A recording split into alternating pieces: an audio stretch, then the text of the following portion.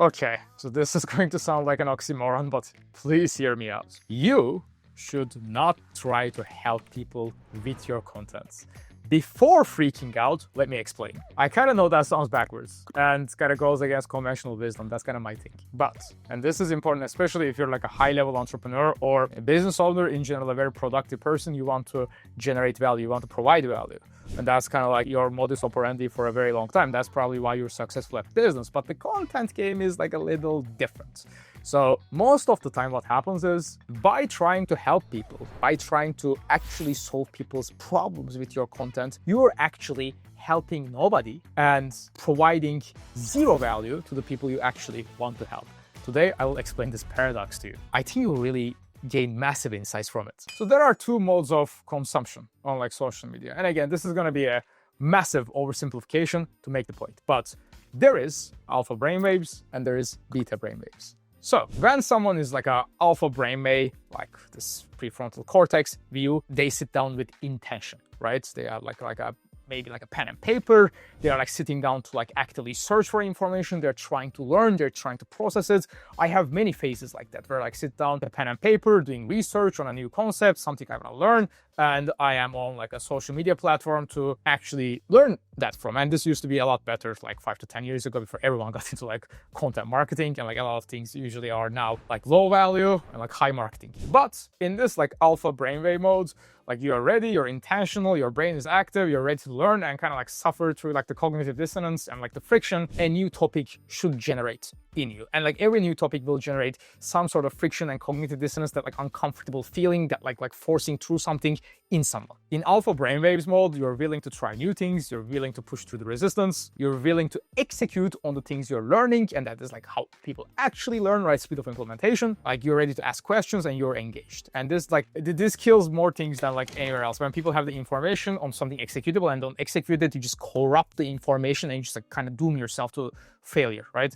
So this is like the alpha brainwave content consumption mode. And the other mode is the beta brainwave mode, where you're in a haze, right? Like you're just kind of like shutting down your brain. Like your brain doesn't want to use any energy in like how you engage with content. You just want to like drop your shoulders, relax, maybe drink something, and you just want to like entertained, and you're just trying to escape the presence, right? You're just trying to like escape the moments in your like consumption of content. You are either numb or you want to get numb. Your limbic brain has taken over and you're not really engaging with anything. You just want to consume into oblivion. And I'm kind of exaggerating, but I'm kind of not. Right? So depending on your niche, your prospect, your client base, your viewer, of course, these could be different, but I am assuming you're doing B2C on like a fairly average and normal person in this. I'm assuming you're doing B2C to like a fairly average and normal person in this video, in this like section, right? So here's the key insight. No matter how sophisticated your persona is, no matter how smart that person is, no matter how well informed that person is, at least 70 to 80% of the time, they will be in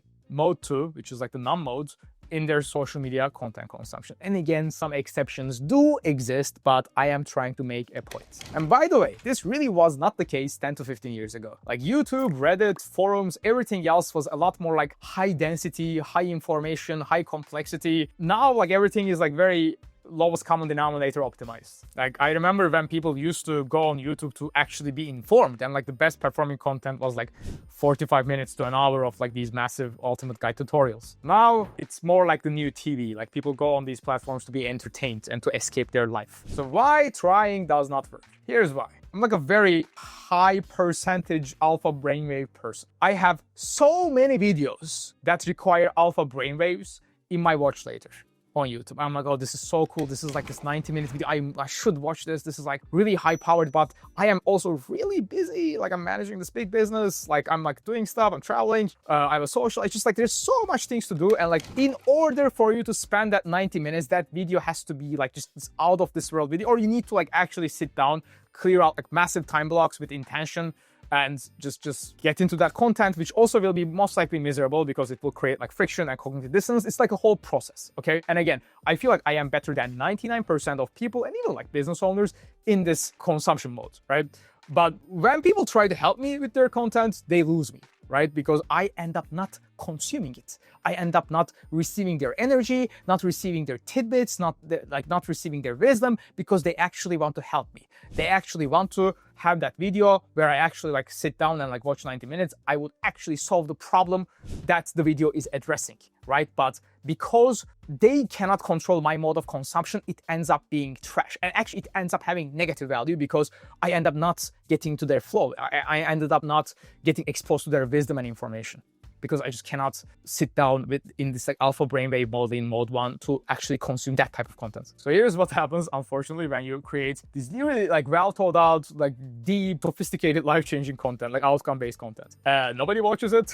And nobody actually gets to change their lives, because if you actually produced content that doesn't actually help people, they actually would have engaged with you. They gain like your little tidbits of wisdom. They would get into your like sales flow, right? And they would actually buy your products and services, so you could actually help them and actually fix their issues. And it would probably like a much faster and smooth process for both parties. Even if someone is interested, and even if someone is an executor, they're not in that mode all the time, especially in many social media platforms. People use like social media most people, I know there are exceptions, but like most people use these social platforms to just like take a break, to escape, to just like clear their mind. They're not like this, if they're like working 12 hours a day, they're not like in that mind like at night when they open YouTube, right? Or like they're outside, they're like scrolling like while waiting for someone, they're like 20 minutes, they're not gonna consume that content, right? Like they're too checked out at the moment. So here's like a much better approach. You should prioritize beta brainwaves content, even if you want to help people, and not so because you want to help people. This is a critical distinction you must make, right? You can still have alpha brainwave content, but they cannot be your main content strategy. It can be like these crumbs and pieces. They can be great as anchor content, but like you must prioritize beta brainwave content. Again, this is a little bit like industry and persona dependent. Like some personas that you can kind of get away with, like if you're like a CPA, you know, like you're like international like tax advice, like people will sit down and watch that to save billions of dollars. Like it's a little like niche, certain like persona and topic dependent, but I'm saying like most of the time, and especially if you're doing like any type of like average guy B2C, just listen, just listen to this video. So you should create better brainwave optimized content, just like this type 2 content that is easy to engage with, easy to consume, easy to feel rewarded by, easy to feel like you have learned something, right? Where you are feeling like you are getting something out of it, even though it generates zero outcomes for the viewer. And this is a important and unfortunate distinction you must make. After they're kind of like indoctrinated into your content, after they actually like trust you and value you, now like they can actually like sit down and give you that like their very valuable time, right? And then like you can kind of introduce your more alpha brainwave content, either in free forms or paid forms. And usually this can be more like middle of the funnel and bottom of the funnel type of content that's a lot less in volume. The reality is, instead of your great content fixing everyone's problems in 50 minutes for the next like 5 to 10 years, people actually want to consume little, small, enjoyable pieces of content until they are like fairly deep into the buying cycle, where they trust you, where they can actually consume a good like alpha brainwave piece of your content to execute themselves, or just hire you to execute for them. And actually you are helping them fix their problem in its finality, because you probably can do them better than themselves, right? In their finality, in like a much quicker way, by actually not trying to help them. And I know this sounds like a paradox and an oxymoron, and probably is, like most things in life, but it is actually true and it works. And let me give you a real example from a real client. So we're doing content for like a big franchise, like all over United States dog training channel. And the trainer always tried to talk about his very unique training method and training approach. And I don't want to give away the name, but it kind of had like a very unique, he kind of developed it. It's like it was fairly unique, but it was like very like low. Nobody cared about, like people cared about like the problems and the results, and not like his unique method, and he delivered. And he didn't have like this very smooth way of like introducing his ways packaged around stuff people care about, right? They would just like talk about his stuff and just that. And listen, I read like about 20 dog training books. I usually only work with clients that like I either am very aware in their niche, or I am okay to just like be pot committed and like learn everything about their individual industry and niche. Like we never really do like, we don't know about this, but we know marketing type of like middle ground BS. But I know a lot about dog training. So I've worked with lots of dog trainers. I would never heard of this specific method of training. And it absolutely was not a hit with the audience at all. And he was actually creating a lot of life-changing content. He was like, hey, this is the method. First do this, then do this, and do this. And if you do this like 10 minutes for like next month, you will never have like behavior issues in your dogs, right? But it was always like with his method and like very outcome-based, and people were not interested in the, like that method itself. So there was like no search or like any traction.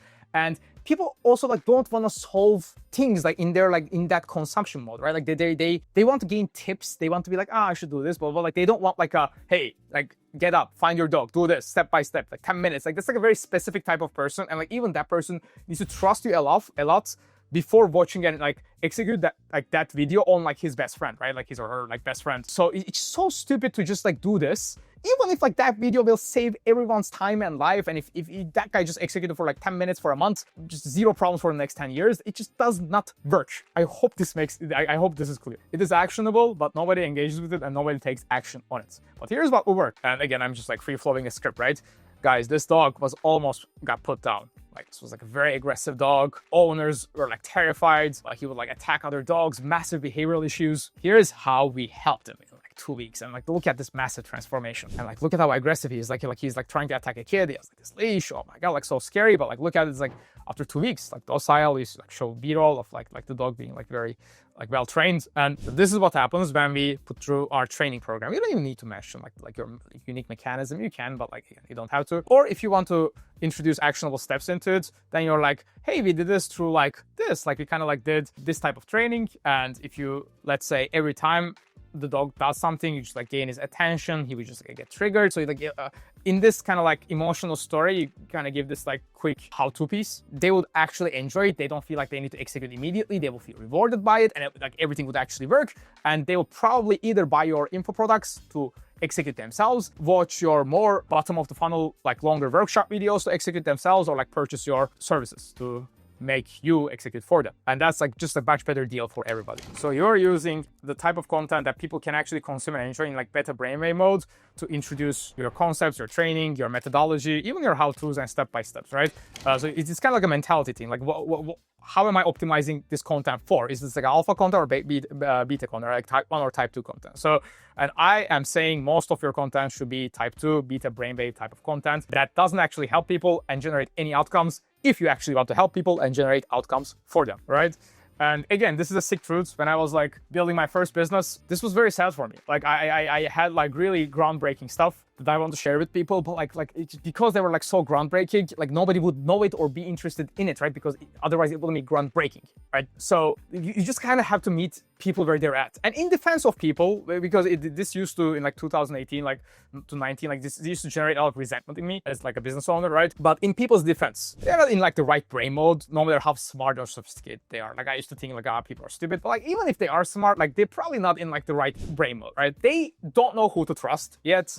So when you have this like massive cornerstone content that's like A to Z and actionable, people like it takes a lot of ask for people to like sit down and like actually consume or do that, right? Like it's just like low social intelligence to like actually do that. Maybe like they're just not in like the right paradigm to take action. Maybe like generally, or maybe in that moment. Or maybe they just need more convincing and more time, more value, more trust. In either case, these are all very reasonable explanations that like have zero background in resentment or like people being stupid for you to create most of your content to actually not help people. And unfortunately, most people on these platforms are not in like problem solving, step by step, sit down, like let's take action, let's feel some pain type of mode. So actionable how-tos. And again, even if, and I'm trying to create these like beta brainwave content, I always try to have like very actionable stuff in every video. This is the actionable how-tos, right? First, most of your content strategy should be beta brainwaves, right? If you want to have alpha brainwave, deeper, like executable content, it should be like a smaller percentage of your backlog of your channel's videos. You could have like the cornerstone ultimate guide type of content, but occasionally, like most of your videos should not be those. Real life-changing impact happens with